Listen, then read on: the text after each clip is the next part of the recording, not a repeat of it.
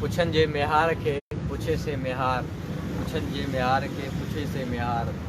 तुरंत इश्क जिनी तुरंत इतनी बार इश्क जिनी जो आखिरी। क्रिटिकल स्टडीज़ फोरम जे वीकली स्टडी सर्किल में हिते मौजूद ऐं असांखे लाइव ॾिसंदड़ सभिनी दोस्तनि खे हक़ मौजूद जीअं सिंध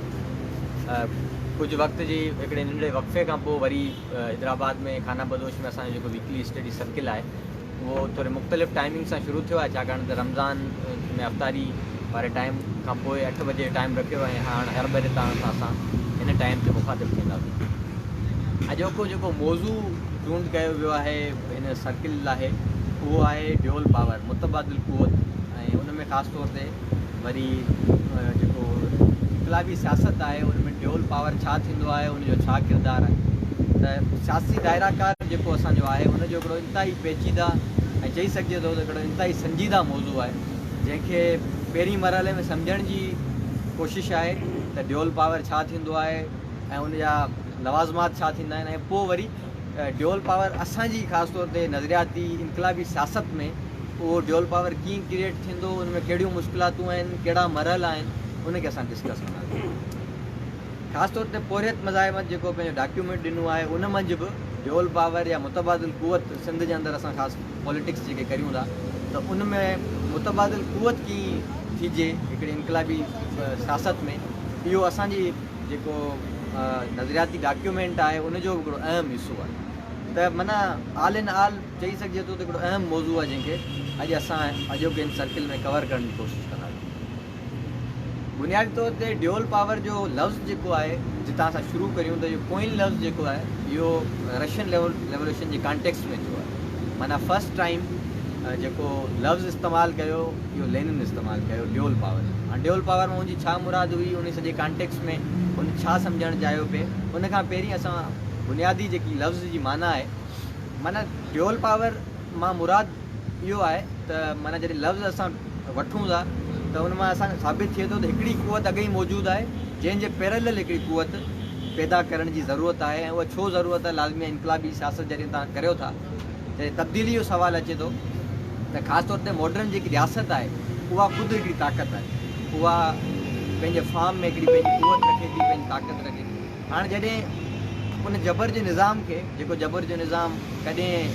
अवामी सूरत में आहे, कॾहिं जमहूरी सूरत में आहे, कॾहिं क्लास जी कोश्चन जी वार आहे, त उहा जॾहिं कोश्चन जी वार जॾहिं विढ़ो था त लाज़मी आहे हिकिड़ी ताक़त अॻे मौजूदु आहे, उन ताक़त खे जॾहिं तव्हां टोड़ींदा तॾहिं तव्हां मुतबादिल ताक़त थी अॻियां ईंदा, त इहो मुतबादिल क़ुवत जो बुनियादी सवाल आहे।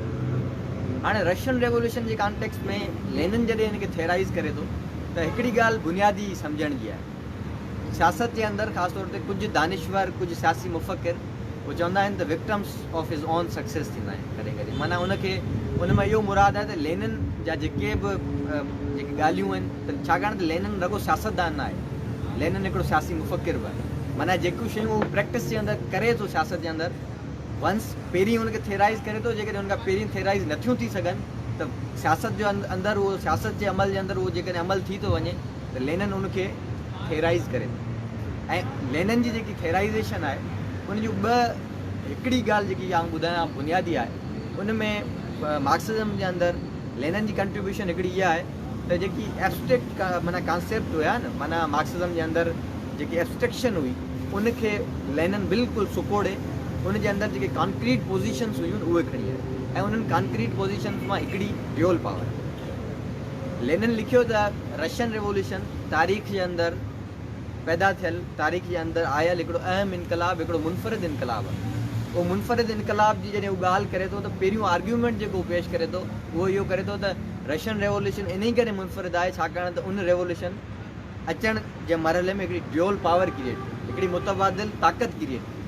हाणे उहा मुतबादिल ताक़त कहिड़ी हुई, लाज़मी आहे उहो रिफर्स टू सवेट्स जेको आहे, असां जॾहिं लफ़्ज़ इस्तेमालु करियूं था सवेट यूनियन त घणनि मां असांखे ख़बर न आहे त सवेट यूनियन छा आहे। सवेट यूनियन सवेट्स जेके आहिनि उनखे सम्झणु लाज़मी आहे। हाणे सवेट्स माना रेवोल्यूशन जेको आहे 1905 जे अंदरि रशिया जे अंदरि जेको अटैम्प्ट थियो, उनखां पोइ जॾहिं ज़ारशाही वार जे करे या वार जे पहिरीं पीरियड जे करे कमज़ोर थी त रशिया जे अंदरि प्रोफेशनल हुकूमतूं हूंदियूं हुयूं, माना हेठीं सतह ते प्रोफेशनल हुकूमतूं हूंदियूं हुयूं, ऐं उन्हनि ई हुकूमतुनि जे हेठि अवाम जी सूरत में हिकिड़ी ॿी ताक़त उभरी आहे, उनखे असां चवंदा सवेट्स। सवेट्स छा हुयूं? माना मुख़्तलिफ़ हंधनि ते मुख़्तलिफ़ रशिया जे इलाइक़नि में औरतुनि जूं मज़दूरनि जूं उहे यूनियन्स हुयूं, उहे मेड़ाका हुया जेके मथे त प्रोफेशनल हुकूमत ॻाल्हि ॿोल खे संभालींदी हुई, कानून आर्डर सभु, पर हेठि जेकी सवेट्स हुया उहे पंहिंजा जेकी ज़िंदगी जा दायरेकार हुया, जेके पंहिंजा कमकार हुया, जेके पंहिंजा हक़ूक़ हुया, उन्हनि जी जेकी वार वढ़नि पिया उहे सवेट्स जे अंदरि वढ़नि पिया। त उहा सवेट्स माना पैरेलल हुकूमत हुई, जेतिरी ताक़तवर मथे प्रोफेशनल हुकूमतूं हुयूं ओतिरी ई ताक़तवर सवेट्स हुई, जंहिंखे लेनिन चयो त सवेट्स जेको आहे उहो इंस्टीट्यूशनल फॉर्म ऑफ हेजमनी आहे। उहो कीअं हेजमनी जो आहे? छाकाणि त उहा एतिरी ताक़त सवेट्स में एतिरी ताक़त आहे जेतिरी ताक़त मथे वेठल हिकिड़ी जाबिर ज़ारशाही जी जेकी हुकूमतूं आहिनि प्रोफेशनल हुकूमत उन में आहे। ऐं पोइ लेनिन इहा ॻाल्हि कई त जेकॾहिं सवेट्स खे असां इस्तेमालु करियूं त जेको सीज़र ऑफ पावर आहे, जेको इनकलाबी जेको अमल आहे, उहो तॾहिं ई असां करे सघूं था जॾहिं हेठि जेकी हेजमनी जेकी ताक़त आहे उनखे असां पंहिंजे हक़ में करियूं। उनखे पंहिंजे हक़ में कंदासीं तॾहिं असां रशियन रेवोल्यूशन जहिड़ो वॾो जेको माना तारीख़ जो जेको जंप आहे तॾहिं ॾेई सघूं। ऐं उन सवेट्स खे हिकिड़ो अहम लफ़्ज़ जेको आहे उन लेनिन ॾिनो। लेनिन चयो त सवेट्स आर दी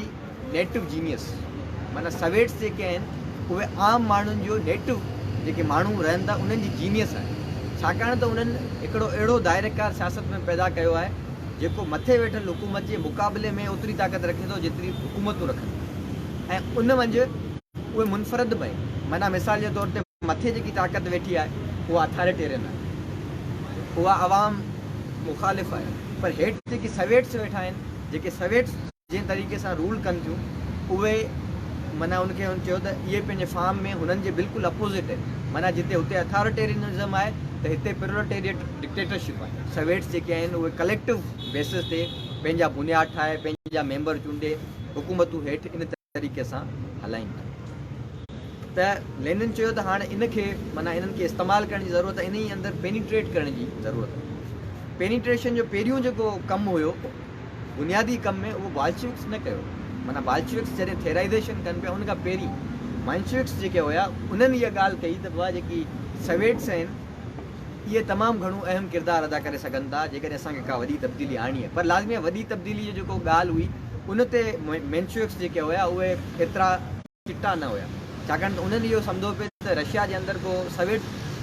रेवोल्यूशन टाइप ते या रशियन रेवोल्यूशन या सोशलिस्ट इनकलाब नथो अची सघे। पर जेकी हिस्टोरिकल रेवोल्यूशनरी इमेजिनेशन लेनिन जी हुई, त लेनिन इन ॻाल्हि खे ॾिठो पियो त जेकॾहिं सवेट्स खे असां इस्तेमालु करियूं इन मुतबादिल क़ुवत खे, त असां हिन खिते जे अंदरि ख़ासि तौर ते रशिया जे अंदरि को वॾो इनकलाब आणे सघूं पिया। ऐं पोइ लेनिन पहिरीं मरहले में सवेट्स जी नेचर खे थेराइज़ कयो, उन्हनि खे सम्झायो त ड्यूअल पावर छा थी। इहो कॉन्टेक्स्ट आहे रशिया जे अंदरि, ठीकु आहे। ऐं पोइ तव्हां ॾिसो था त 1917 जे अंदरि जॾहिं सवेट इनकलाब ॾांहुं जॾहिं माना बोल्शेविक पार्टी वञे थी, ऐं पोइ जॾहिं लेनिन ॾिसे थो त जेकी सवेट्स आहिनि उहे एतिरी ताक़त रखनि थियूं आवाम जे अंदरि जेतिरी ताक़त मथे रियासत रखे थी, त लेनिन नारो आयो त ऑल पावर्स टू सवेट।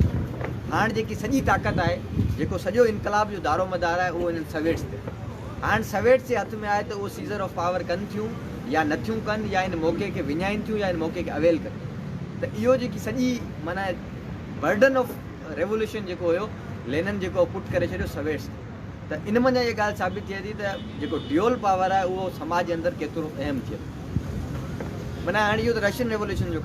कॉन्टेक्स्ट आहे। दुनिया जे अंदरि तारीख़ जे अंदरि जेके ॿिया इनकलाब आया आहिनि उनमें बि तव्हां ॾिसंदा त जॾहिं वॾो इनकलाब अचे थो, जेको असुल इनकलाब आहे, उनखां पहिरीं समाज जे अंदरि जेकी सियासत थिए थी उहो हर वक़्तु रेवोल्यूशनरी पॉलिटिक्स थिए, इहो लाज़मी न आहे। माना हर वक़्तु तव्हांजे एजेंडा ते इनकलाब हुजे, इहो लाज़मी न आहे। मिसाल अॼु सिंध में असां वेठा आहियूं, अॼु सिंध जे अंदरि एजेंडा ते असांजी ॻाल्हि इहा न त इनकलाब आणींदासीं। माना जॾहिं माण्हू ई असां 500 ॼणा हुजूं, 600 ॼणा हुजूं, त इनकलाब जो जेको सुवालु आहे दैट बिकम सेकेंडरी। पहिरियों जेको सुवालु अचे थो त असां हिकिड़ी अहिड़ी कुवत थी उभरूं जेकी कुवत हुकुमरान धुरनि जे मुक़ाबले में सघारी हुजे। माना हुकुमरान जिन सवालनि ते सियासत कनि था, जिन दायरेकारनि में सियासत कनि था, उन ई दायरेकार में असां बि एतिरी ताक़त रखूं। मिसाल जे तौर ते हिते सिंध जे अंदरि वॾो हिकिड़ो बहस थींदो आहे त जेकॾहिं तव्हां इनकलाब आणणु चाहियो था त पहिरीं मरहले में अवाम जे अंदरि तव्हांजी मक़बूलियत त हुजे, ऐं उहा मक़बूलियत रजिस्टर किथे थिए थी? असांजे अंदरि सिंध जे अंदरि इहा ॻाल्हि हूंदी आहे, बाबा उहा रजिस्टर अवाम जे अंदरि जेकॾहिं अवां जी हिमायत आहे त वोट में ॾेखारियो, वोट में ॾेखारियो त तव्हां अवाम तव्हां सां गॾु आहे। त पोइ हिते हमेशह इहा ॻाल्हि उभरंदी आहे त बाबा जेके इनकलाबी धुरियूं आहिनि उहे जमहूरी सवाल जेको आहे, जेको पार्लियामेंट्री सियासत आहे, उन जे अंदरि ड्यूअल पावर पहिरीं क्रिएट करे ॾेखारीनि त अवाम असां सां गॾु आहे, पोइ तव्हांजो सुवाल जेको आहे अॻियां उभरियो। ईअं रुॻो असां सां न आहे थियो। जॾहिं रेवोल्यूशनरी पॉलिटिक्स ख़ासि तौर ते सोवियत यूनियन जी टुटण खां पोइ हिकिड़ो रद्द इनकलाबी दौरु शुरू थियो, त उन में सॼी दुनिया जे अंदरि इहा ॻाल्हि आई त बाबा जॾहिं इनकलाब पहिरीं एजेंडा ते न आहे त पोइ समाज जे अंदरि तव्हां ड्यूअल पावर क्रिएट करियो। जॾहिं ड्यूअल पावर तव्हां क्रिएट कंदा, जॾहिं तव्हां ताक़त ॾेखारींदा पंहिंजी ऐं नेटिव जीनियस जे ज़रिए तव्हां अवाम जे अंदरि पंहिंजूं पाड़ूं मज़बूत कंदा, तॾहिं ई तव्हांजो असली इनकलाब जो जेको सुवाल आहे उहो बीह सघे। हाणे उन जे अंदरि दुनिया जे अंदरि मुख़्तलिफ़, जेको मूं पहिरियों मिसाल तव्हांखे रशियन रेवोल्यूशन ॾिनो, मिसाल जे तौर ते ॿियो मिसाल तव्हांखे आउं ॾियां, ॿ मिसाल ॾींदुसि। माना फ्रेंच रेवोल्यूशन ईअं न आहे त को माना उते जा बाग़ी हिकिड़े ॾींहुं उभरी आया सर्कल्स जे ज़रिए, उन्हनि खे बसि इनकलाब जी ख़बर पइजी वई त इनकलाब सुठो थींदो आहे ऐं वञी को तख़्त ते वेठा, ईअं न हो। रशियन रेवोल्यूशन जीअं ई फ्रेंच रेवोल्यूशन जे अचण खां पहिरीं हिकिड़ो समाज जे अंदरि ड्यूअल पावर क्रिएट थियो। ड्यूअल पावर फ्रेंच रेवोल्यूशन जे अंदरि जेको पैदा थियो आहे उहो आहे ख़ासि तौर ते अदब जे मैदान में, शऊर जे मैदान में, नज़रिए जे मैदान में। हिकिड़ो फ़स्ताई नज़रियो उते मौजूदु हुयो पूरो जागीरदारी जी निज़ाम जे ख़िलाफ़ु, त जागीरदारी ई अल्टीमेट गोल आहे ऐं हमेशह जागीरदारी ई समाज जे अंदरि रहंदी। उते तव्हांखे रूसो जहिड़ा, वाल्टायर जहिड़ा, ॿिया थॉमस पेन ख़ासि तौर ते हुन कॉन्टेक्स्ट में, पर अहिड़ा माण्हू मिलंदा जेके तव्हांखे ॿुधाईंदा त लाज़मी न आहे त हीअ जेके ख़्याल आहिनि हुकूमत जा, जेके रियासत जा या जेके जागीरदारी जा, उहे ई हमेशह हुजनि। ऐं अवाम जे अंदरि आहिस्ते आहिस्ते इहा जेकी ॻाल्हि आहे उहा ज़हन में वेहणु शुरू थिए थी त बाबा मुतबादिल हुकुमरानी जो अंदाज़ बि थी सघे थो। लाज़मी न आहे त हुकुमरानी हमेशह इन तरीक़े सां थिए। जीअं सवेट्स हुया न, सवेट्स जेके हुयूं उन्हनि साबित कयो त लाज़मी न आहे त हुकूमत या ऑर्गेनाइज़ेशन जेकी आहे उहा जेकी रियासत जी चए थी, या रियासत जे जेकी लिखियल फॉर्म्स आहिनि उन्हनि जहिड़ो ई थिए। रियासत जे लिखियल फॉर्म्स खां अलॻि बि हुकुमरानी थी सघे थी। माना इनकलाब जेको असां चऊं था सोशलिस्ट रेवोल्यूशन, उहा हूंदी त समाज जे मथां हिकिड़ी हुकुमरानी, पर उनजो जेको फॉर्म आहे उहो तब्दील हूंदो। त उहो असां रद्द इनकलाबी दौर में उहो साबित करियूं। त मिसाल मूं फ्रेंच रेवोल्यूशन जो ॾिनो, हाणे असां हिकिड़ो ॿियो मिसाल ॾियूं था ॿाहिरि जो, ऐं लाज़मी आहे कॉन्टेक्स्ट थोरो अलॻि आहे। मिसाल बंगाली जॾहिं क़ौमी आज़ादी तहरीक में विढ़नि पिया, माना बंगाल जे अंदरि पहिरीं मरहले में कहिड़नि ॻाल्हियुनि ते, कहिड़नि सवालनि ते समाज जे अंदरि सियासत कई वई, इहे तमामु इम्पॉर्टेंट ॻाल्हियूं। माना मुजीब जी जेकी सॼी सियासत आहे, या आउं मुजीब जो नालो न ॾियां, अवामी तहरीक जी जेकी सियासत आहे, दैट इज़ अवामी लीग जी जेकी बि माना सियासत आहे बंगाल जे अंदरि में, इहो सुप्रीम एग्ज़ाम्पल आहे ड्यूअल पावर क्रिएट करण। तो क़ौमी इनकलाब जी जंग, क़ौमी इनकलाब जी जॾहिं जंग विढ़ो था त ड्यूअल पावर कीअं क्रिएट थियो। फस्ट माना जेकी ॻाल्हि शुरू थिए थी इहो थिए थी लैंग्वेज राइट्स। माना लैंग्वेज, बाबा बंगाली चवनि था त उर्दू रुॻो नेशनल लैंग्वेज न हुजणु खपे, पर बंगाली बि जेको हिन रियासत जे अंदरि 53 सैकड़ो आहिनि, त ॿोली जेकी आहे उहा असांजी बि हुजणु। इन मामले खां इहा सियासत शुरू थिए थी ऐं पोइ आहिस्ते आहिस्ते उभरंदे मुआशी बुनियादनि ते अचे थी। बाबा जेकॾहिं मुआशरत जे अंदरि बंगाल जेको आहे उनजो हेतिरो परसेंट किरदारु आहे अवांजी इकोनॉमी में, त असांखे हिसो बि एतिरो हुयो। ऐं पोइ इहा ॻाल्हि उभरंदे उभरंदे सियासत थींदे हेठां मुतालबा ईंदे मथे सियासत जी जेकी पॉलिटिकल धुर आहे उहा मुतालबा रखे पई, ऐं पोइ ॻाल्हि ओसि ताईं पहुचे थी जो जेके मुजीब जा नुक़्ता आहिनि उन्हनि ताईं। ऐं मुजीब जेकी पंहिंजी सॼी पॉलिटिक्स कई अवामी लीग जे अंदरि, उहा सॼी उन नुक़्तनि ते कई। पहिरीं मरहले में उन इहा ॻाल्हि न कई त पाकिस्तान जी रियासत 4 हिसनि में टुटणु खपे, 5 हिसनि में टुटणु खपे, या टुटी वेंदी, हीअं टुटंदी, हीअं न टुटंदी। मिसाल असांजे अंदरि जेको सिंध जी क़ौमी इनकलाबी सियासत आहे, ख़ासि तौर ते क़ौमी, उन में इन ई मामलनि ते एब्स्ट्रेक्शन घणी रही आहे। त टुटंदी जो सवाल बाद में अचे थो, कीअं टुटंदी ऐं समाज जे अंदरि मुतबादिल क़ुवत कीअं उभरंदी, इहो सवाल प्राइमरी आहे। त मुजीब जो जेको एग्ज़ाम्पल आहे बंगाल जो जेको आहे, उन में तव्हां ॾिसो था त ड्यूअल पावर हर मरहले में, माना रियासत जिते बि क्राइसिस में आहे उते हिकिड़ी ॿी क़ुवत अवाम जी अंदरि मौजूदु आहे जेकी उनखे इज़ारे थी। मिसाल जे तौर ते बंगाल जे अंदरि ॿोॾ आई, रियासत नाकाम थी, रियासत जे अंदरि एतिरी सघ न हुई या रियासत एतिरो करणु न पई चाहे त बंगाल जे अंदरि हेॾी वॾी जेको बोर्ड आई त माण्हुनि खे रेस्क्यू करे सघे, सभिनी शयुनि में करे सघे, त उते जेकी अवामी लीग हुई उन्हनि पेनिट्रेशन कई समाज जे अंदरि। उन्हनि ॾिठो त इहो मरहलो आहे जिन जे अंदरि असां समाज जे अंदरि समाज जा जेके माण्हू आहिनि, जेकी अवाम आहे, उनखे विन करे सघूं था। माना जॾहिं रियासत जे अंदरि बहरान ईंदो आहे तॾहिं इनकलाबी जेके तंज़ीमूं आहिनि उन्हनि जे लाइ विन विन सिचुएशन हूंदी आहे। माना जेकॾहिं तव्हां अवाम जे अंदरि पंहिंजी मक़बूलियत ऐं अवाम खे तव्हां इहो साबित करे विया त हिन मरहले में अवाम सां गॾु क़ुवत ही बीठल आहे, त लाज़मी आहे रियासत जंहिं हू हर वक़्तु ॾिसंदा, जॾहिं हू पोज़ीशन में अचंदा ख़राबु पोज़ीशन में, त माण्हू चवंदा त भाउ रियासत अची असांजी हिफ़ाज़त करे, रियासत अची असांखे रेस्क्यू करे। पर जॾहिं रियासत जहिड़ी हिकिड़ी फोर्स ॿी समाज जे अंदरि मौजूदु हुजे त आम माण्हू लाज़मी न हर वक़्तु रियासत न ॾिसे। मिसाल सिंध जे अंदरि जॾहिं हींअर बोर्ड आई त सिंध हुकूमत मुकमल नाकाम वई। इदारा हुया, धुरियूं हुयूं, पॉलिटिकल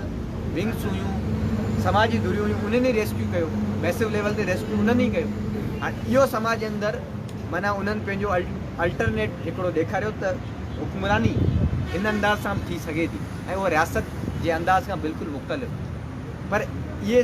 नाकाम बि वञनि थियूं। नाकाम इन लाइ वञनि थियूं त जेको ड्यूअल पावर जो जेको कॉन्सेप्ट आहे उन में जिते जिते असां रियासत खे नाकाम ॾिसूं था, उते रियासत जे अंदरि पेनिट्रेशन करियूं था, उन्हनि उते असां ॾेखारियूं था। पर उहे जॾहिं हिकिड़े कंजक्चर ते गॾु नथियूं थियनि इहे सभु अमल, जॾहिं समाज जे अंदरि जेके बहरानी कैफ़ियतूं आहिनि उन्हनि जे अंदरि जेको तव्हांजो वर्क आहे उहो जेकॾहिं हिकिड़ी पॉइंट ते गॾु नथो थिए, हिकिड़ी इनकलाबी सियासी धुर जेकॾहिं मौजूदु न आहे, त उहे वरी कुझु देरि खां पोइ वरी ख़ामोशी जे अंदरि मामला सॼा वञी वञनि था। त ड्यूअल पावर जो कॉन्सेप्ट में अहम तरीन ॻाल्हि इहा आहे त समाज जे अंदरि इनकलाब खां पहिरीं वारी पोज़ीशन में जंहिंखे ग्रामची डिफाइन कयो त वार ऑफ मनूवर, माना वार ऑफ पोज़ीशन। जॾहिं तव्हां कंहिं बि इनकलाबी सियासत करियो था त उनजे अंदरि ॿ स्टेजिस आहिनि पूरा जी। कॉन्क्रीट वार हूंदी आहे न, माना वार जे अंदरि छा थींदो आहे, आर्मीज़ पहिरीं पंहिंजी पोज़ीशन्स ठाहींदियूं आहिनि। उहा पोज़ीशन ठाही, फलाणी आर्मी, हीअ आर्मी, चेस बोर्ड आहे मिसाल जे तौर ते, उन में पोज़ीशन्स ठहंदियूं आहिनि। सियासत जे अंदरि बि ईअं थींदो आहे, तव्हां पहिरीं पोज़ीशन ठाहींदा आहियो, पोज़ीशन जे अंदरि बि पोज़ीशन ठहंदी आहे। माना पोज़ीशन वारे मरहले में असांखे कहिड़े क़िस्म जा मुतालबा रखणु खपनि, कहिड़ियुनि ॻाल्हियुनि ते सियासत करणु खपे, ऐं जॾहिं असांजी वार ऑफ माना अटैक जो अञा मरहलो न आयो त सियासत कहिड़ियुनि मुतालबनि ते थियणु खपे ऐं कहिड़े अंदाज़ सां थियणु खपे। इहो सुवालु तमामु अहम थी वेंदो। माना वरी असां बैक टू रशियन रेवोल्यूशन, छाकाणि त इहो सॼो कॉन्टेक्स्ट जेको आहे उहो उते ई निकितो आहे। त मिसाल सोवियट्स जेके हुया पहिरीं मरहले में जॾहिं रियासत बिल्कुलु हेठि अवाम जे अंदरि ख़तमु थी चुकी हुई, त सोवियट्स इहा धुर कोन कई, सोवियट्स इहा ॻाल्हि कोन कई त असां सोशलिस्ट जेको आहे सो इनकलाब आणणु चाहियूं था। उन्हनि सिर्फ़ु इहा ॻाल्हि कई त मथे जेकी प्रोविशनल हुकूमतूं आहिनि उन्हनि जे हुकुमरानी जो अंदाज़ मुकमल फेल थी चुको आहे, तंहिंजे करे असां हेठि पंहिंजी पाण माना सेल्फ रूल जंहिंखे असां चवंदा आहियूं, असां पाण मुतहद थींदासीं, पाण ऑर्गेनाइज़ेशन्स ठाहींदासीं ऐं उहे ई ऑर्गेनाइज़ेशन्स असांजी रोज़मर्रे जी जेकी ज़िंदगी आहे उनखे रन कंदी। माना जॾहिं 1905 खां वठी 1917 जे दौरानी सॼे में तव्हां हिन खे रशियन रेवोल्यूशन खे ट्रेस करियो त उनजे अंदरि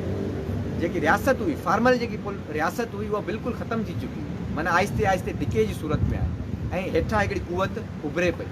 पर लाज़मी आहे पहिरीं मरहले में उहा क़ुवत एतिरी न हुई जो उहो सीज़र ऑफ पावर करे सघे, अटैक करे सघे रियासत ते, या उहो पंहिंजो इनकलाब जेको आहे उहो करे सघे। त उन जे अंदरि उन्हनि मुतालबनि कहिड़नि ते, मिसाल जे तौर ते उन्हनि पॉलिटिक्स जेकी तव्हां बॉल्शेविक पार्टी जी ॾिसो, मिसाल जे तौर ते इन्हनि ॻाल्हियुनि ते मुतालबे कई त माना जॾहिं जंग जो ज़मानो आहे त मुतालबा कहिड़ा आहिनि, मुतालबे इहा आहिनि त माण्हुनि खे मानी ॾिनी वञे, माण्हुनि खे छित ॾिनी वञे, माण्हुनि खे कपिड़ो ॾिनो वञे। माना इहो जेको लैंड बटर ऐं इहो जेको सॼो नारो आहे माना बॉल्शेविक्स जो, that is not in the sense जेको असां प्योर रेवोल्यूशनरी सम्झंदा आहियूं त माना अटैक थींदो रियासत ते। इन खां पहिरीं जेकी सियासत जेकी सॼी थी उहा अवामी मुतालबनि ते, माना अवाम जा जेके बुनियादी मसइला हुया जेके बिल्कुलु फौरी नोयत जा हुया उन्हनि ते पॉलिटिक्स थी। त ड्यूअल पावर जी असां जॾहिं सिंध जे कॉन्टेक्स्ट में ॻाल्हायूं था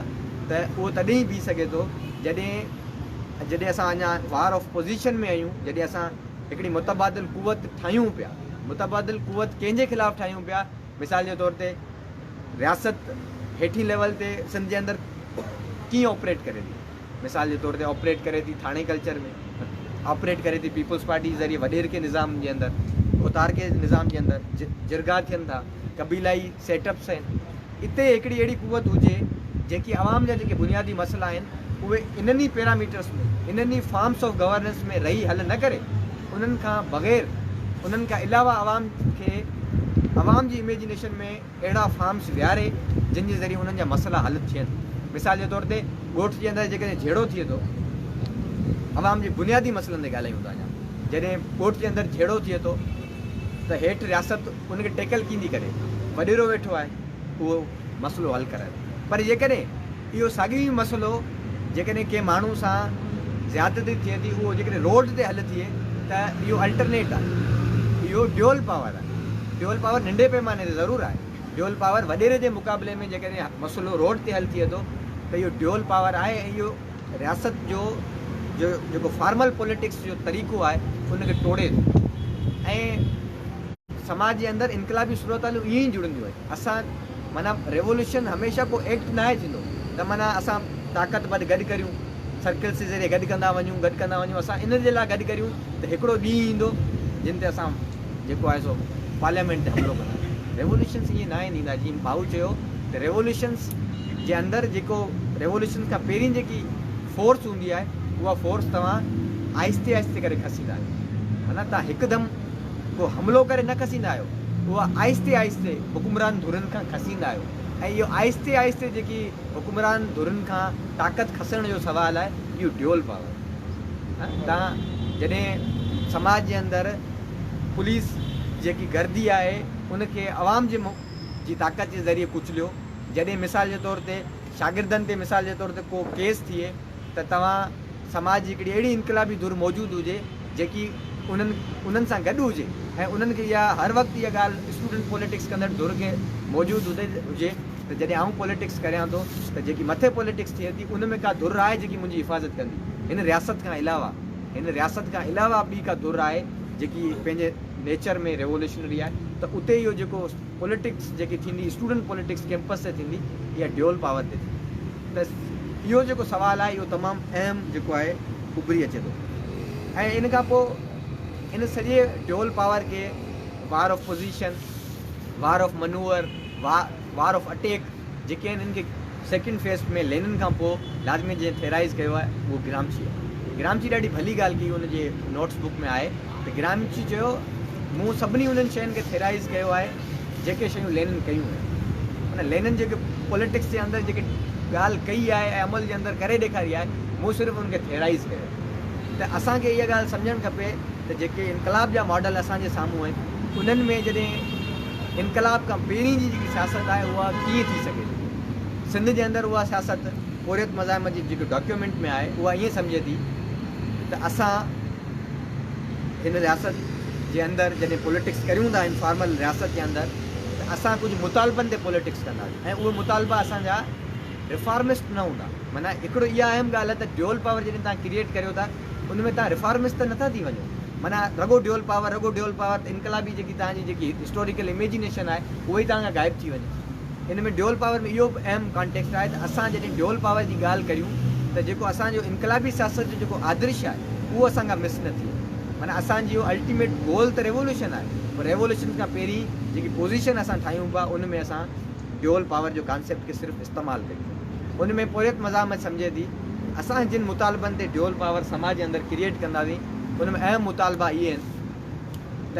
हीअ रियासत जिन बुनियादनि ते ठाही वई उहे बुनियाद बिल्कुलु ख़तमु थी चुका आहे। माना जेको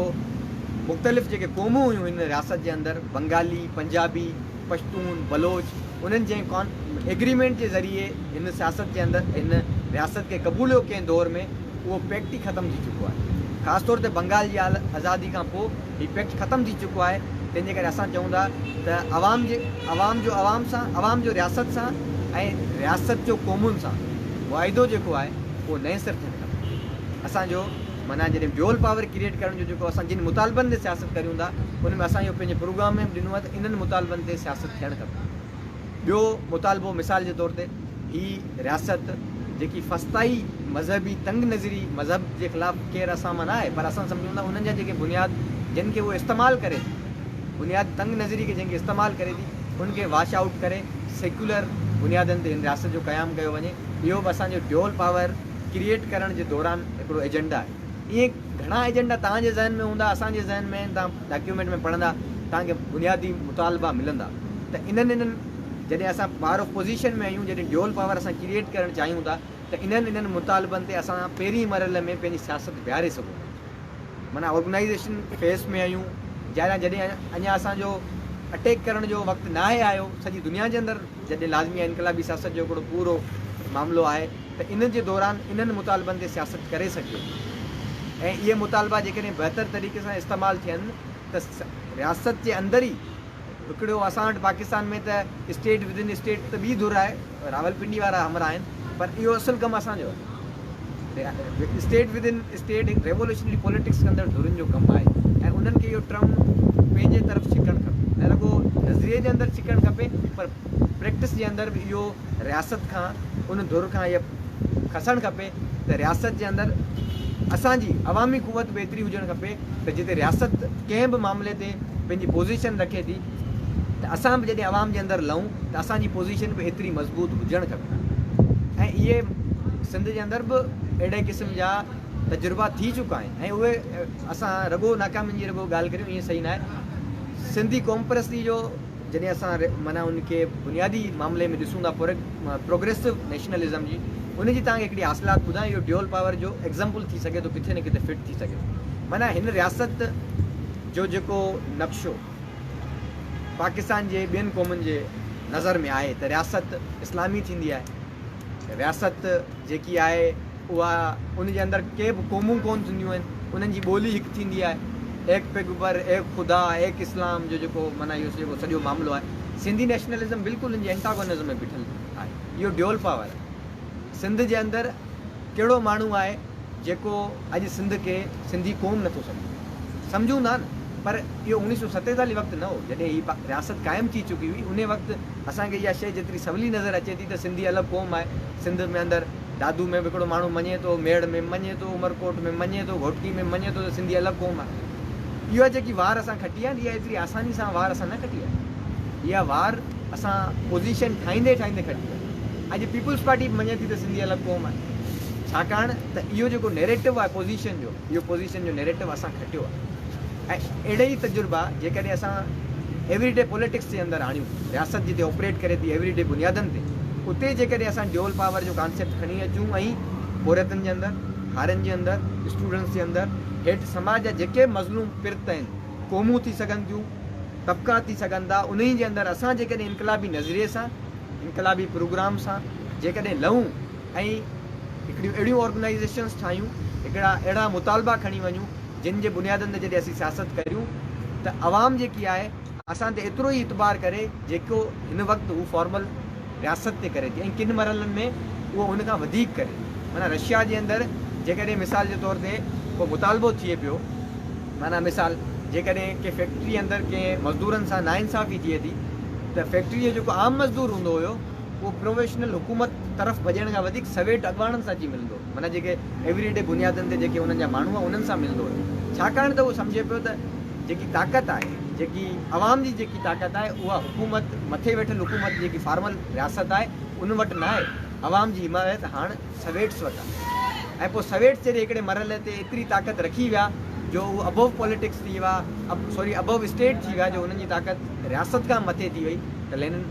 उन ई कंजक्चर ते, उन ई मूवमेंट ते इहा ॻाल्हि कई जेको ॻाल्हि तमामु अहम सम्झणु आहे त आल पावर्स टू सवेट्स। हाणे जेके ताक़त आहे उहो सवेट्स जे हथ। ऐं हाणे वार ऑफ जेको कंजक्चर आहे उहो मरहलो बि हिननि खे करिणो आहे, छाकाणि त हीअ धुरियूं अवाम जे अंदरां उभरी आयूं आहिनि। अवाम खे हिकिड़ो मुतबादिल क़ुवत जो सुरिश्तो मुहैया कयो अथनि, ऐं इहा ई क़ुवत जेकी आहे उहा हाणे पोज़ीशन जॾहिं ठाहे वेठी आहे त हाणे अटैक करण जो मरहलो आहे। पोइ तव्हां ॾिसंदा त उहो अटैक करण जो मरहलो बि ईअं प्रिडिक्टेबल न हुयो। माना मिसाल 17 जे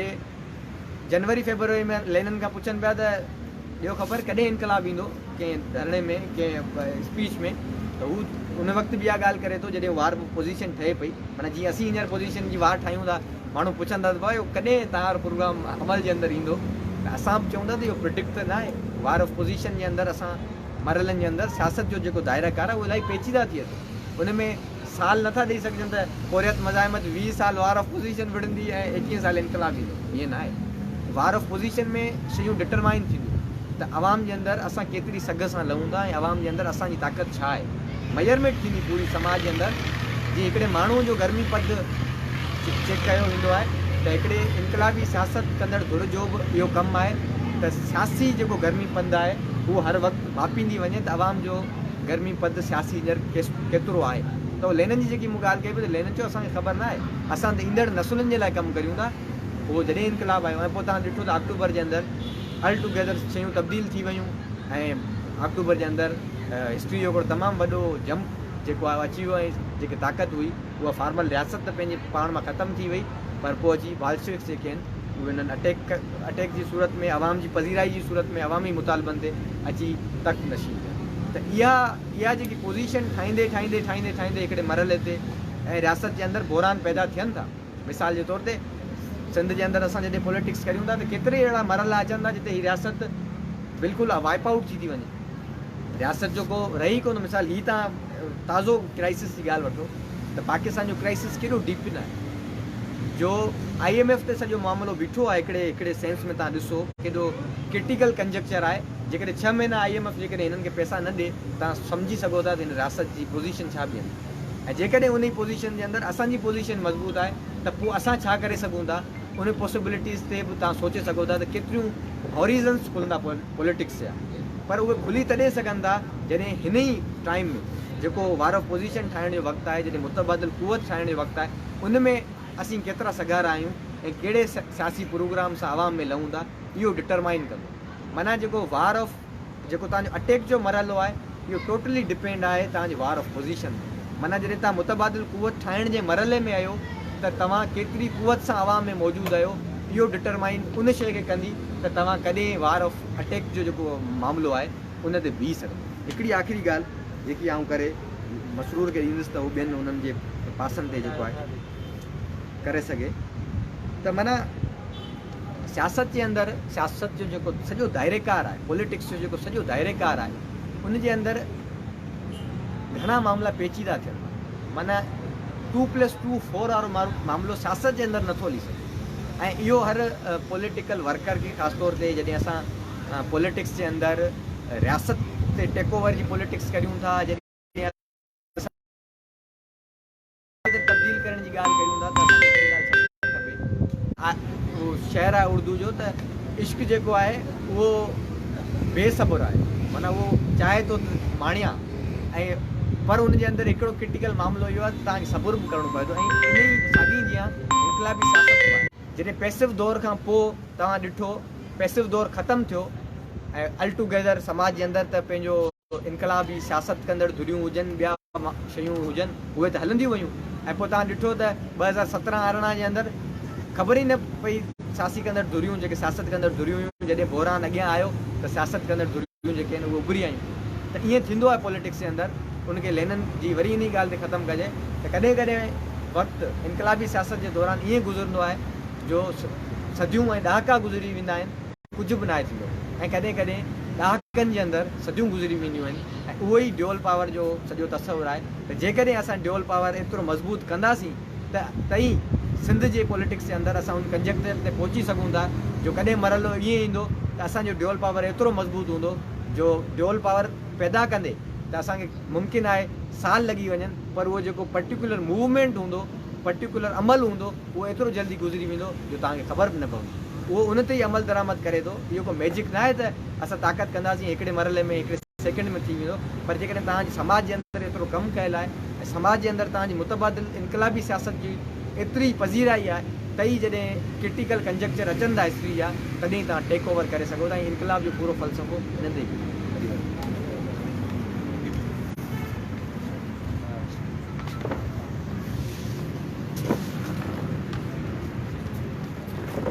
ॾाढो वजाहत तक़रीबन सभु ॻाल्हियूं रखी छॾियूं आहिनि ऐं ॾाढो ज़बरदस्त सिंध जा मिसाल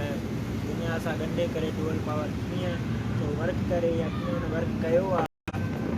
उन ते ॾाढो ज़बरदस्त वजाहत रखी वियो। ऐं मां बसि 2-3 पॉइंट्स रखंदुमि ड्यूअल पावर ते ऐं ख़ासि करे रशिया जे कॉन्टेक्स्ट में। सभ खां पहिरीं सवाल जेको अचे थो पेपर जेको असां रखियो हुयो हिन मटीरियल जेको रखियो हुयो ॾाढो ज़बरदस्त पेपर आहे। उन में उथंदे ई सवाल थो ॾिए असांखे हू ॿुधाए थो त मूंखे छो ज़रूरत पई ड्यूअल पावर ते लिखण जी या असांखे छो ज़रूरत पई अॼु हिते डुअल पावर ते सर्किल करण जी डुअल पावर अॼु कीअं रेलेवेंट आहे असां छो था हुनखे अॼु पढ़ूं उन में ॿुधाए थो उनजी तमामु घणी ज़रूरत इन जे करे पई आहे जो ख़ासि करे सोवियत यूनियन जे टुटण खां पोइ जेके लेफ्ट जूं या प्रोग्रेसिव तंज़ीमूं आहिनि जेके पार्टीज़ आहिनि उहे डिफेंसिव पोज़ीशन में हली वियूं आहिनि यानी कि असां रेज़िस्ट त कयूं था जॾहिं असां ते हमिलो थिए थो मज़लूम क़ौमूं मज़लूम तबिका जेके आहिनि उहे रेज़िस्ट त कनि था जेतिरो करे सघनि पर उन पोज़ीशन में या उहा हासिलात उहो गोल जेको हुयो पावर खे सीज़ करण वारो उहो यानी कि डिस्कशन मां गुम थी वियो आहे डिस्कशन में उहे कोन्हे जीअं हुजणु घुरिजे बेसिक पर्पज़ बेसिक मक़सदु जेको आहे पार्टीज़ जो प्रोग्रेसिव जो लेफ्ट जो उहो पावर खे सीज़ करणु आहे जहिड़ो पावर जो आहे शुरूआती तो बेसिकली पर उहो डिस्कशन मां ग़ाइबु थी वियो आहे उनजे करे ज़रूरी आहे पेपर लिखंदड़ चवे थो त इहे असां वरी इन खे लिखूं ऐं अॼु रेलेवेंट ठाहियूं उन में वजाहत ॾाढियूं ज़बरदस्त ॻाल्हियूं रखे वियो आहे मिसाल ॾेई वियो आहे मां बसि चंद 2-3 ॻाल्हियूं रशियन रिवोल्यूशन जे कॉन्टेक्स्ट में डुअल पावर ते रखंदुमि रशिया में जेका रेज़िस्टेंस हले थी ज़ार जे ख़िलाफ़ु उहा उनजी हिकिड़ी टिगी तारीख़ आहे उन में एनार्किस्ट अचनि था ऐं ॿिया ख़ुदि लेनिन जो भाउ जेको ज़ार ते हमिलो कनि था जंहिंमें पकड़जनि था ऐं मारिजी वञनि था केतिरा ई ख़ासि करे 1905 में ज़ार जेको आहे प्रेशर में अची मजबूर अची कुझु रिफॉर्म्स करे थो जंहिंमें हिकिड़ी पार्लियामेंट ठाहे ॾिए थो डोमा उहा ठाहे ॾिए थो अवाम खे कुझु प्रेशर जेको आहे पंहिंजो घटि करण जे लाइ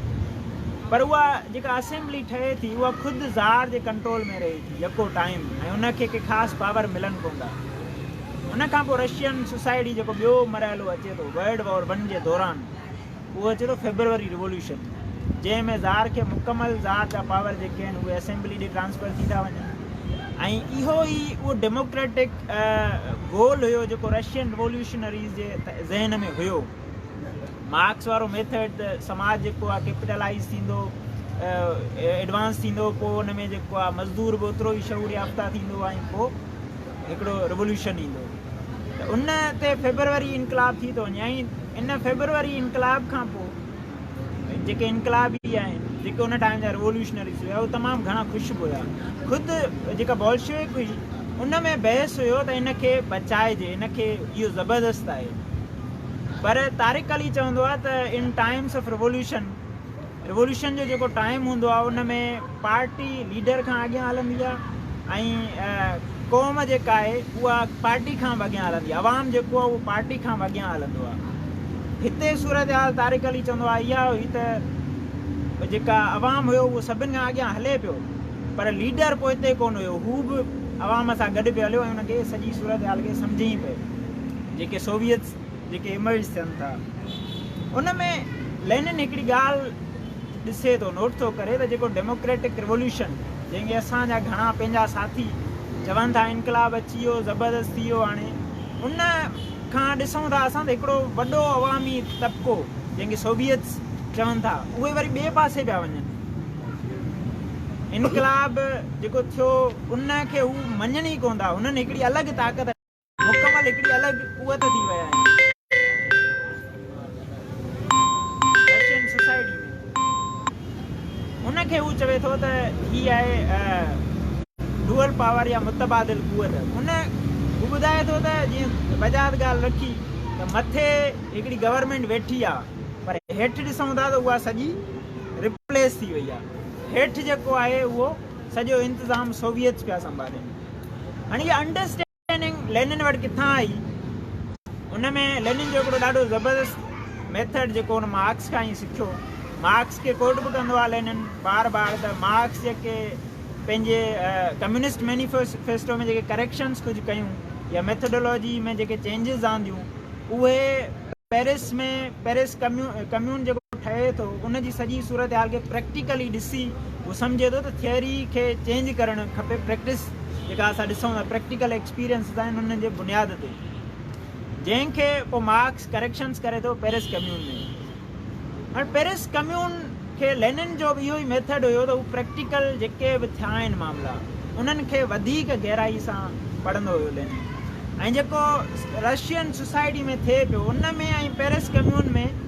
कुझु बेसिक जेके आहिनि हिकु जहिड़ा आहियूं लेनिन ॾिसे थो। हिननि में जेके असां वटि सोवियत्स आहिनि ऐं पेरिस कम्यून ठहियो हिन में कुझु बेसिक हिकु जहिड़ा आहिनि, जंहिंमें हू ॿुधाए थो त जेको हाणे सोर्स ऑफ पावर जेको आहे यानी कि डायरेक्शन्स समाज में लॉ खां ईंदियूं आहिनि, पर हिते असां वटि जीअं पेरिस कम्यून में हुयो हाणे लॉ या जेको आहे स्टेट उहा सोर्स ऑफ पावर न आहे रही। हाणे माण्हू छा था कनि खुदरू जेके आहिनि उहे पंहिंजा इनिशिएटिव्स था वठनि पिया, पर उन खां अलावा ऑर्गेनाइज़्ड हिकिड़ो इनिशिएटिव्स हुया सोवियत्स जा। ॿी हू ॿुधाए थो त हाणे जेके रियासत वटि जेको वॾो पावर हूंदो आहे माण्हुनि खे क़ाबू करण जो उहो हूंदी आहे पुलिस ऐं फ़ौज, उनखे रिप्लेस करे छॾियो आहे सोवियत्स। ऐं सिक्योरिटी जेका सो कॉल्ड सिक्योरिटी रियासत चवंदी आहे असां तव्हांखे प्रोवाइड था कयूं, उहा रिप्लेस थी वई कंहिंसां, सोवियत्स ख़ुदि आर्म्ड थी विया, हथियारबंद कुवत थी उभरी आहे जेका अवाम खे हाणे सिक्योरिटी सोवियत पिया ॾियनि, सोवियत पई ॾिए। ऐं हुन में जेको आहे ब्यूरोक्रेसी जेके इंतिज़ामिया सॼी इंतिज़ाम संभालणो हूंदो आहे उहो सॼो सोवियत्स पंहिंजनि हथनि में खयूं। ऐं हुनजी हिकिड़ी ख़ासि ॻाल्हि ॿुधाए थो लेनिन त हाणे जीअं रियासत जी ब्यूरोक्रेसी हूंदी आहे हुनजूं केतिरियूं फॉर्मेलिटीज़ आहिनि, ही उहे हुया जेके डायरेक्ट अवाम सां जुड़ियल हुया ऐं इंतिज़ाम खे हलाइनि पिया। सोवियत्स इन्हनि बुनियादनि ते लेनिन चवे थो त सोवियत्स हाणे हिकिड़ी नई स्टेट आहिनि, हिकिड़ो नयो स्टेट अपैरेटस आहे, उन वटि पंहिंजा इनिशिएटिव्स पाण थो वठे, लॉज पंहिंजा पाण थो ठाहे पियो, आर्मी हुन वटि पंहिंजी आहे, अवाम सां हू जुड़ियल आहे, अवाम मां पियो अचे, अवाम जी सॼी सपोर्ट हुन वटि आहे। इन जे करे चवे थो त हीअ सोवियत्स पावर जी हिकिड़ी नई शिकिल आहे, मुतबादिल पावर, हिकिड़ो नयो पावर आहे जेके सोवियत्स आहिनि। रशियन रिवोल्यूशन में जेके सोवियत जेको मुतबादिल पावर आहे इन जी हिकिड़ी ख़ासि ॻाल्हि जेका ॿियनि इनकलाबनि सां जीअं ख़ासि करे पेरिस कम्यून या वरी जेको आहे पेरिस में ख़ुदि फ्रांस जो जेको इनकलाब अचे थो त मुतबादिल कुवत समाज मां उभरे थी, उन में बोल्शेविकनि कंस्ट्रक्ट उनखे कोन कयो हुयो, उहा हिकिड़ी इमर्ज थी, सूरत हाल इमर्ज थी। लेनिन उनखे सुञातो, पॉइंट आउट कयईं त हीअ जेका आहे हीअ सूरत हाल उहा आहे जेका पोयनि इनकलाबनि में रही आहे। ऐं उन लेनिन इन ते ई पोइ जेको आहे पंहिंजी पार्टी सां बहस में अचे थो त असांखे जेको आहे इंसरेक्शन जेका आहे हाणे करणु खपे, जंहिं ते पार्टी जा जेके कुझु आहिनि उनजा दोस्त उहे उनखे आर्ग्यूमेंट ॾियनि था त असां हेॾे मुश्किलातुनि खां पोइ जेको आहे ही डेमोक्रेटिक रिवोल्यूशन हासिलु कयो आहे ऐं ईअं न थिए जो तुंहिंजे इन सोवियत्स वारी जेका इंसरेक्शन थिए उनजे करे असां जेको आहे हे डेमोक्रेटिक रिवोल्यूशन विञाए वियूं। बहितर ईअं आहे त हिकिड़ो कंबाइंड सिस्टम हलाइजे, असां ॾिसूं पिया सोवियत्स एॾी ताक़त थी उभरी आया आहिनि जो हाणे जेका मथे गवर्नमेंट आहे उहा बि हिननि जे सपोर्ट खां सवाइ हली कोन सघंदी, त असां छो न इहो गॾिजी सिस्टम हलायूं। त लेनिन उन्हनि खे आर्ग्यूमेंट ॾिए थो त हिकिड़ो त इंसरेक्शन लेनिन पेपर में उहो लिखे थो, अमरा त इंसरेक्शन जेका लेनिन कंदो हुनजी हमेशह उनजो रूल्स ॿुधाईंदो त इंसरेक्शन जेका हुजे, जेको हमिलो हुजे उहो तव्हां तॾहिं कयो जॾहिं एडवांस क्लास जेको आहे उहो हुजे तव्हां वटि, ऐं एडवांस क्लास बि सिर्फ़ु एडवांस क्लास न हुजे, हू रिवोल्यूशनरी हिकिड़ी बग़ावत मां उभरियल क्लास हुजे, तव्हांजो एतिरो तयारु हुजे पोइ तव्हां झेड़े जी ॻाल्हि कयो, पोइ तव्हां झेड़े लाइ लहो। हा, इहो कॾहिं बि चवंदो पार्टी जो कमु कोन्हे त हू लही वञी झेड़ो करे, झेड़ो जेको थींदो आहे उहो हमेशह इन्हनि बुनियादनि ते थींदो आहे। हिकिड़ो त तव्हां वटि एडवांस क्लास जेको समाज जो आहे उहो तव्हां सां गॾु हुजे, ॿियो उहो रिवोल्यूशनरी बि हुजे, रिवोल्यूशन मां उभरियो हुजे। उन ते लेनिन पोइ हिननि खे आर्ग्यूमेंट जेको पंहिंजी पार्टी खे ॾिए थो उहो ॾिए थो त हिकिड़ो असांखे एक्शन खणण जी छो ज़रूरत आहे, मसलन असां आहियूं, असांखे एक्शन खणण जी छो ज़रूरत आहे। असां वटि वाक़ियो थियो बेनज़ीर वारो, हुन में असां ॾिठो त रियासत कीअं गुम थी वञे, उते असांखे छो ज़रूरत हुई एक्शन खणण जी। हुन में चए थो हिकिड़ी ज़रूरत इन जे करे आहे एक्शन खणण जी, जो अगरि असां न खणंदासीं त हू एक्शन खणंदा, जेका गवर्नमेंट आहे, जेके बोर्जोज़ी आहिनि, अगरि असां एक्शन नथा खणूं त हू खणंदा। इन खां पहिरीं जो हू खणनि असांखे खणणु खपे एक्शन। ऐं बोल्शेविक हू ॿुधाए थो त असां बोल्शेविक छो, असां भला छो, तो ॿुधाए थो असां अवाम में उहा सपोर्ट हासिल करे चुका आहियूं जो हाणे असां इहो क़दम खणी सघूं था। अवाम में असांखे एतिरी जेका आहे सपोर्ट हासिल आहे। टी जेका उहा सभिनि खां इम्पोर्टेंट ॻाल्हि करे थो उहा आहे त डुअल जेको पावर आहे जा मुतबादिल कुवत में छा थो थिए ॿ ताक़तूं ठही वियूं आहिनि, जंहिंजे लाइ एग्ज़ैक्ट चवंदो आहे लेनिन त ताक़त जेका आहे उहा सोवियत जी हिकिड़ी अलॻि स्टेट आहे, अलॻि पावर उभरी आयो आहे जेको ठीकु आहे एतिरो मज़बूत कोन्हे, कमज़ोर आहे, पर उहो ग्रोविंग आहे, वधे पियो ॾींहों ॾींहुं जेको वधे पियो उन्हनि जो पावर आहे, ऑर्गनाइज़ थियनि पिया, शऊर याफ़्ता थियनि पिया, शऊरी तौरु हुन सॼे प्रोसेस खे हलाइनि पिया। त असांजो कमु छा आहे इन मुतबादिल पावर जी सूरत हाल में जॾहिं ॿ पावर ठही विया आहिनि, असांजो कमु इहो आहे त असां उते इंटरवेंशन करे पावर जो बैलेंस खे हटाए करे सॼो पावर सोवियत ॾांहुं आणियूं। इहो जेको मुतबादिल कुवत आहे जेका बुर्जुआज़ी ताक़त आहे उनखे धकणूं ऐं पावर सॼो ट्रांसफर कयूं सोवियत ते। असांजो मक़सदु जेको आहे उहो इहो आहे, बैलेंस ऑफ पावर खे जेको आहे चेंज कयूं। उनखे उन में बि नारो ॾिए थो Lenin all powers to soviets, जेके पावर आहे हाणे उहो इन्हनि ॾांहुं खणी करे असांखे सोवियत ॾे आणिणो आहे। ऐं इहो ई रशियन जेको कॉन्टेक्स्ट आहे, मुंहिंजो इहे ॿ टे पॉइंट्स आहिनि। इहो ई असांजो जेको मक़सदु आहे त असां हिकिड़ो त इन्हनि शयुनि खे शऊरी तौरु सम्झिजे त उहा त उभरे कीअं थी असांजे समाज मां। मुमकिन आहे असांजी मुकमल चेंज हुजे, मुमकिन आहे असांजी रशिया जहिड़ी न हुजे, बंगाल जहिड़ी न हुजे, असांजी नई हुजे। ईअं वजात ॻाल्हियूं रखियूं असांजूं जेके रहियूं आहिनि, मुतबादिल कुवत अञा वधीक मज़बूत ठहे थी त मुमकिन आहे उहा मुकमल चेंज हुजे। पर असांजो कमु छा आहे, असांजो कमु आहे शऊरी तौरु हुनखे सम्झणु ऐं सम्झी करे पावर ऑफ बैलेंस खे जेको आहे चेंज करणु। लेनिन जी इहा जेका रशियन डुअल पावर जी ॻाल्हि आहे, इहा सॼी जीअं मूं चयो वजात बि ॻाल्हि कई त इहो इमर्ज थियो, कंस्ट्रक्ट कोन थियो। उनखां पोइ ग्रामची जेको अचे थो उन ते कामरेड खां डिटेल में ॿुधंदासीं। इहो रशियन रिवोल्यूशन हुयो, रशियन ठीकु आहे उन्हनि जो जीअं थियो। अगरि असां इनखे असां लेनिन वांगुरु जीअं लेनिन पेरिस कम्यून खे शऊरी तौरु सम्झी, तारिक अली चवंदो हिनखे शऊरी रिवोल्यूशन, लेनिन हिकिड़ो शऊरी रिवोल्यूशन आंदो, हुनखे पूरी ख़बर हुई छा पियो करे। सीज़ द मूवमेंट वारो पूरो शऊरी क़दम हुयो। असांजो जेको आहे त असां हाणे रशियन रिवोल्यूशन खे सम्झी ऐं ॿियनि मूवमेंट्स खे सम्झी असांजो कमु हिन दौर में हुओ त इहा मुतबादिल कुवत कंस्ट्रक्ट कीअं कजे, जंहिंमें ग्रामची वधीक रिलेवेंट आहे लेनिन खां बि। इहा कंस्ट्रक्ट कीअं कजे उन में उन ते असां डिटेल में कामरेड खे ॿुधंदासीं। मुंहिंजो इहे ॿ टे पॉइंट्स